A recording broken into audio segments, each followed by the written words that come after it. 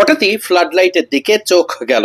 দেখা গেল দুইজন ব্যক্তি সেই ফ্লাড লাইট গুলোকে আস্তে আস্তে খুলে ফেলছেন, এরপর সেগুলোকে আলাদা একটা ব্যাগে ভরে নিচে নামিয়ে আনছেন। কেন রাজশাহী বিভাগীয় ক্রিকেট স্টেডিয়ামের এই ফ্লাড লাইট গুলোকে খুলে ফেলা হচ্ছে জানতে চাওয়া হলো সেই কারণ। অফিসিয়ালি কেউ কথা বলতে রাজি না হলেও পরবর্তীতে জানা গেছে রাজশাহী বিভাগীয় ক্রিকেট স্টেডিয়ামের এই লাইটগুলোকে খুলে নিয়ে যাওয়া হচ্ছে সিলেটের আন্তর্জাতিক ক্রিকেট স্টেডিয়ামে। আর তাতেই রাজশাহী বিভাগীয় ক্রিকেট স্টেডিয়ামের ফ্লাড লাইটগুলো এখন নেই বললেই চলে।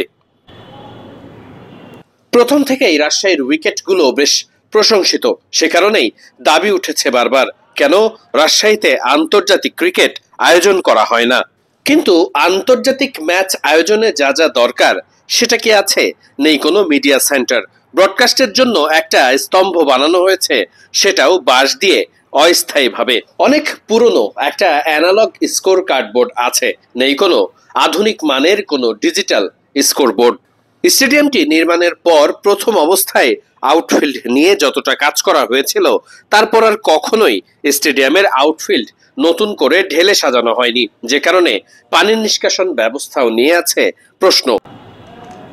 আন্তর্জাতিক ম্যাচ আয়োজন করতে হলে অন্তত 20 থেকে 22টি ক্যামেরার দরকার হয়। সেগুলোর জন্য যে আলাদা আলাদা ব্যবস্থা প্রয়োজন তার কোনো কিছুই নেই রাজশাহীর এই স্টেডিয়ামে।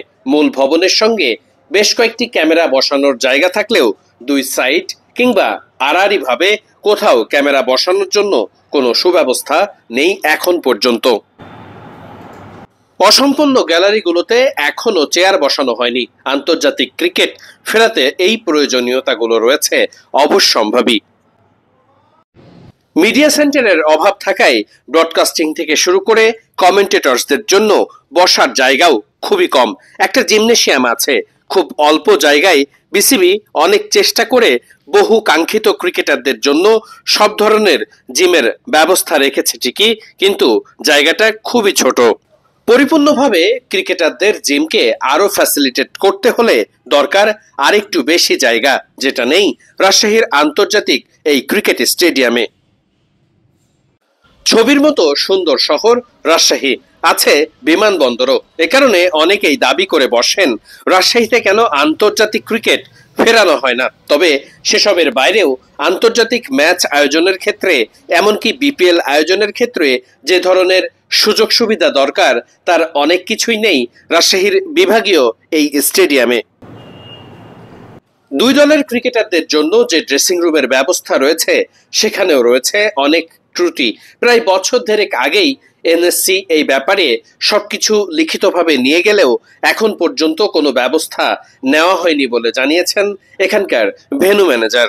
সবশেষ নতুন লাগানো ফ্লাড লাইটগুলোও খুলে ফেলাতে সবার মনেই শঙ্কা, রাজশাহীতে আন্তর্জাতিক ক্রিকেট ফিরতে কি তবে বহু দেরি?